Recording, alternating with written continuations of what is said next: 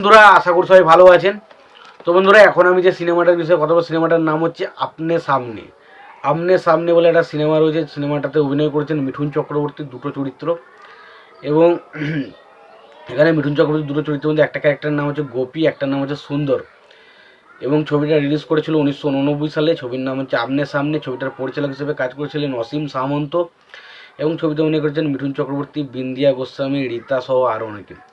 তো এই সিনেমাটা কিন্তু গল্পটা বেশ ইন্টারেস্টিং, তবে খুব ভালো গল্প বা খুব দারুণ কিছু লেগেছে সেটা নয়। তবে সিনেমাটার গল্পটা যদি আপনি দেখেন বা চিত্রনাট্য দেখেন ঠিকঠাক লাগবে, খুব খারাপ যে ছবিটা আপনার লাগবে সেটা কিন্তু নয়।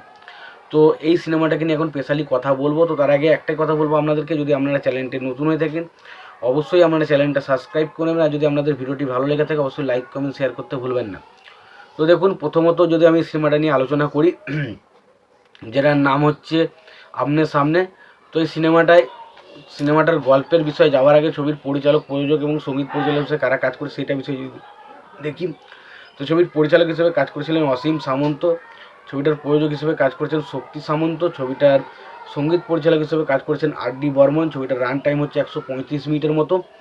এবং ছবিতে অভিনয় করেছে বললাম তো মিঠুন চক্রবর্তী দুটো ক্যারেক্টার প্লে করেছে, পাশাপাশি বিন্দিয়া গোস্বামী, রীতা, বর্ষল ঠাকুর, মধুমালিনী এরা অভিনয় করেছিল। হ্যাঁ, তো সিনেমাটা আমরা গল্পটা দেখতে পাই যে মিঠুন চক্রবর্তী অর্থাৎ গোপীর যে ক্যারেক্টারটা, সেই ক্যারেক্টারটা একটা গ্রাম থেকে শহরে এসেছে, যে মুম্বাই শহরে, এবং সেখানে একটা কাজের খোঁজে সে এসেছে। এবং সেখানে এসে সে হঠাৎই তাকে জনি হিপস হিসাবে কিছু মানুষজন ধরে নিয়ে যায়। এবং তারপর আমরা দেখতে পাই জনি হচ্ছে এমন একজন ক্যারেক্টার, যে ক্যারেক্টারটা হচ্ছে মিঠুন চক্রবর্তীর ক্যারেক্টার, এবং সেই ক্যারেক্টারটা হচ্ছে একটা ভিলেনের হয়ে কাজ করতে, বিভিন্ন রকম 2 নম্বরই কাজকর্মের সাথে সে যুক্ত ছিল। এবং দেখা যায় যে পরবর্তী সময়ে যখন এই দুটো ক্যারেক্টার একে অপরের সামনাসামনি হচ্ছে, তখন তারা ঠিক করছে যে তারা তাদের ক্যারেক্টারটার মতন হবে। ফলে জনির মতো গোপীর ক্যারেক্টারটাকে তৈরি করা হয়, এবং পরবর্তী সময় দেখা যায় যে জনি একটা বিরাট বড় ভুল কাজ করে না, একটা প্রচুর বাজে কাজ করে, এবং সেই কাজটার পুরো দায়ভার চলে আসে গোপীর ক্যারেক্টারটার ওপর।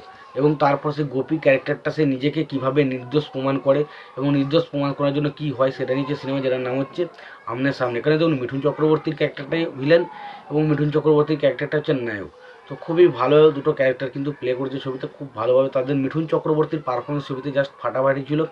ছবির গানগুলো গেয়েছেন অমিত কুমার, কিশোর কুমার, আশা ভোসলে, এরা কিন্তু গানগুলো বেশিরভাগ গেয়েছেন। এবং গানগুলো সত্যি কথা বলতে সেই সময় দাঁড়িয়ে দেখতে গেলে ঠিকঠাক গান, তবে আমার কাছে কিন্তু খুব একটা আহামরি কিছু মনে হয়নি। ছবির ইমোশনাল জায়গাগুলো দূর রাখার চেষ্টা করে, কিন্তু সেগুলো খুব একটা ভালোভাবে ওয়ার্ক করে না। ছবির কমেডিটা ভালোভাবে ওয়ার্ক করে, এবং মিঠুন চক্রবর্তীর পারফরমেন্স কিন্তু ছবিতে বেশ ভালো ছিল, এন্টারটেন করার মতো। তো ওভারঅলে বলবো সিনেমাটা একটা বেশ ভালো একটা এন্টারটেন করার মতো সিনেমা, অবশ্যই দেখো। আর সিনেমাটা তোমরা যদি কেউ দেখে থাকো, তোমাদের সিনেমাটা কেমন লেগেছে জানাতে ভুলো না। ভিডিওটি ভালো লেগে থাকলে অবশ্যই তোমরা লাইক কমেন্ট শেয়ার করে দিও। চ্যানেলটা নতুন হয়ে থাকলে অবশ্যই তোমরা চ্যানেলটা সাবস্ক্রাইব করে নিয়ে পাশে বেল আইকনটা অবশ্যই প্রেস করে দিও। ভালো থেকো, সুস্থ থেকো, দেখা হচ্ছে পরবর্তীতে।